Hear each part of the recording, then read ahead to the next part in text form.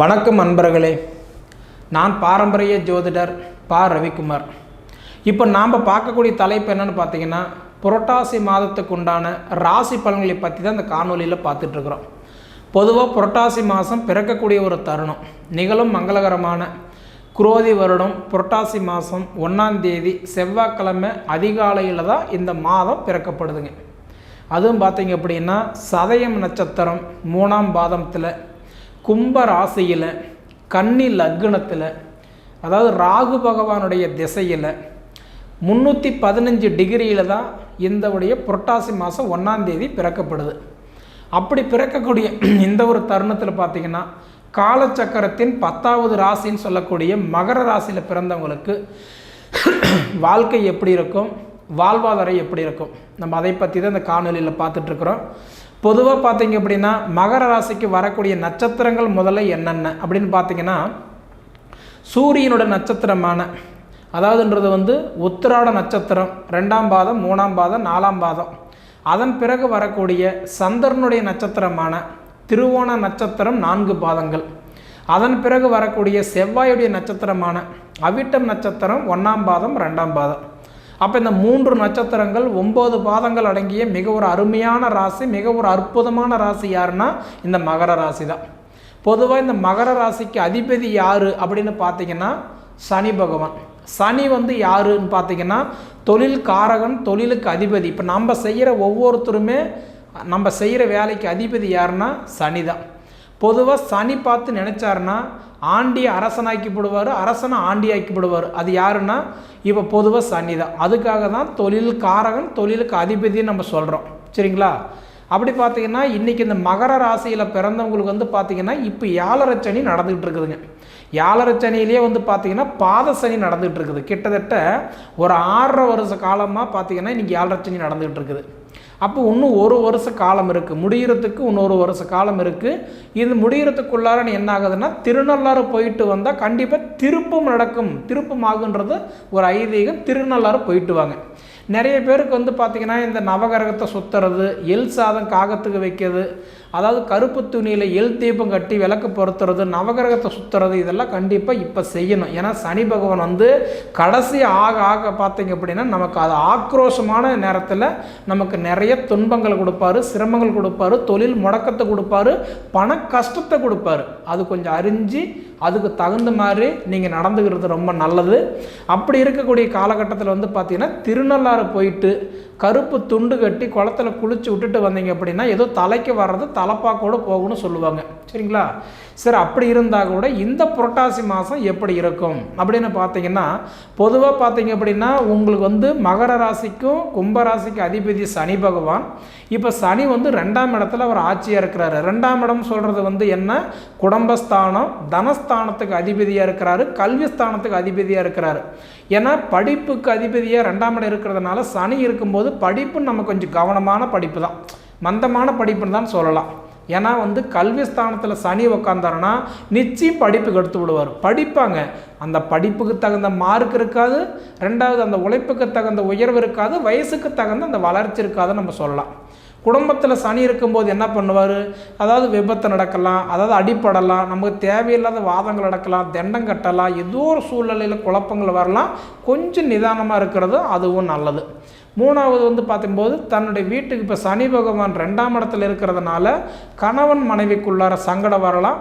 கணவன் மனைவிக்குள்ளார நல்லா இருந்தீங்க அப்படின்னா தாய் தந்தைகளுக்குள்ளார வரலாம், அப்படி இல்லைன்னா சகோதரன் சகோதரிக்குள்ளார வரலாம். மொத்தத்தில் பார்த்திங்கன்னா இன்றைக்கி ஏதாவது ஒரு ரூபத்தில் சனி இப்போ குடும்பத்தில் இருக்கிறதுனால, ஏன்னா குடும்பத்தில் சனி இருக்கிறாருங்களா, 2ஆம் இடம்ன்றது குடும்பஸ்தானம், இன்றைக்கி தனஸ்தானம், ஏதோ ஒரு வகையில் சின்ன சின்ன குழப்பத்தில் கொடுத்துருவார். கவனமாக இருக்கிறது கண்டிப்பாக நல்லது.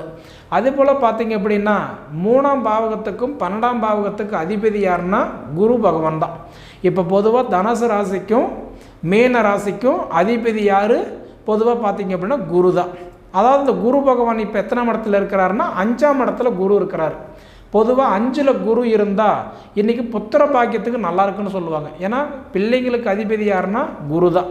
அப்போ அந்த குரு பகவானே 5ஆம் இடத்துல இருக்கும்போது இந்த மகர ராசியில் பிறந்தவங்களுக்கெல்லாம் பார்த்தீங்கன்னா குழந்தை பாக்கி, ஏன்னா குழந்தை பாக்கின்றத ஒரு 1000 காலத்து பயிருன்னு சொல்லலாம்.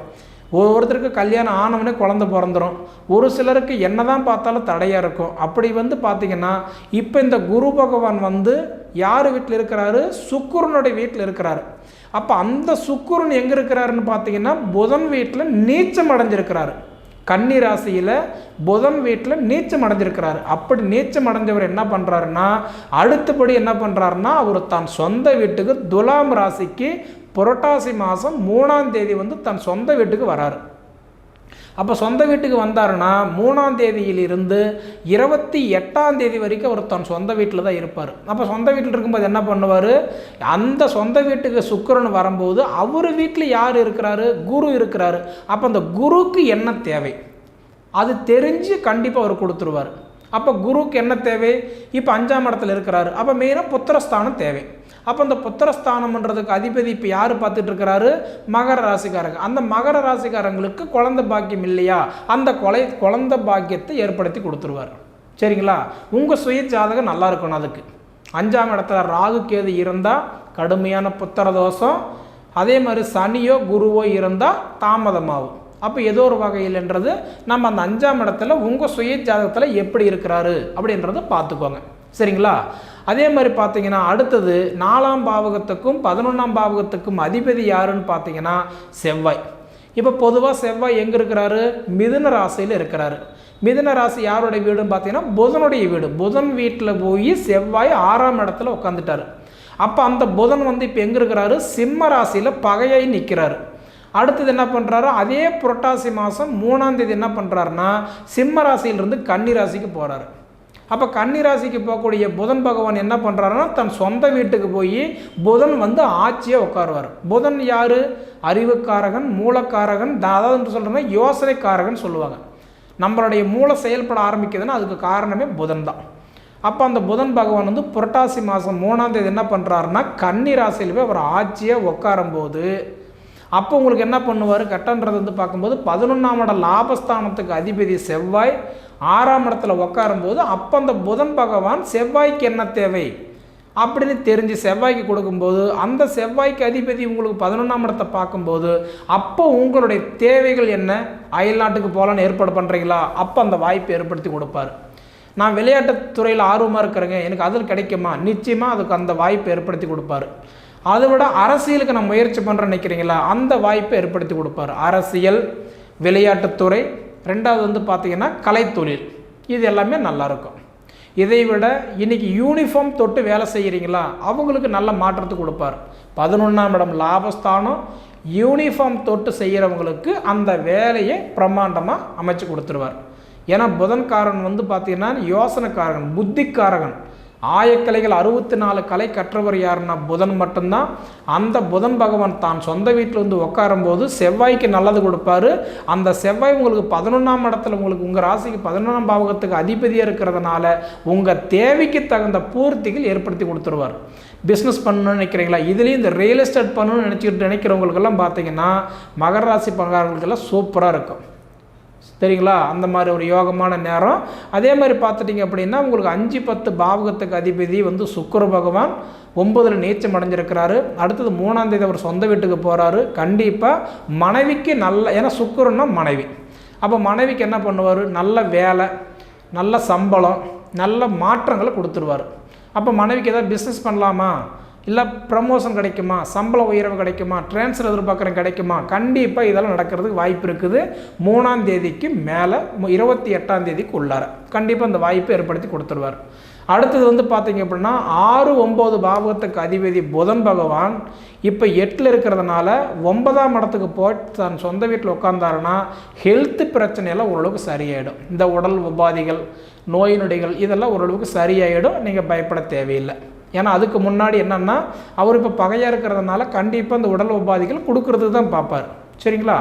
அதே மாதிரி சூரியன் 8ஆம் இடத்துக்கு அதிபதி சூரிய பகவான் 9ல் பகையாக இருக்கிறதுனால, ஏன்னா இப்போதைக்கு பார்த்தீங்கன்னா சூரியனை யார்? தந்தை. அவர் 9ஆம் இடம், அதாவது பாக்கியஸ்தானத்தில் இருக்கிறார். அப்போ பாக்கியஸ்தானத்துக்கு அதிபதி, பிதிருஸ்தானத்துக்கு அதிபதியாக குரு சூரிய பகவான் இருக்கிறதுனால தந்தைக்கு தொழில் ரீதியான மாற்றம், அதே மாதிரி தொழில் ரீதியான ஒரு வளர்ச்சி இதெல்லாமே நல்லபடியாக ஏற்படுத்தி கொடுத்துருவார். கிட்டத்தட்ட எப்படி பார்த்தாலும் இந்த 3ஆம் தேதிக்கு மேலே நல்லா இருக்குதுங்க. பொதுவாக பார்த்தீங்கன்னா குரு பார்வை 5, 7, 9ன்னு சொல்லுவாங்க. இப்போ குரு வந்து பார்த்தீங்கன்னா 9ஆம் இடமா மகர ராசி பார்க்குறாரு. அப்போ குரு பார்த்தா கோடி புண்ணியம் இல்லையா? மகர ராசி குரு பார்க்கறதுனால அது ஒரு வகையில் நன்மை.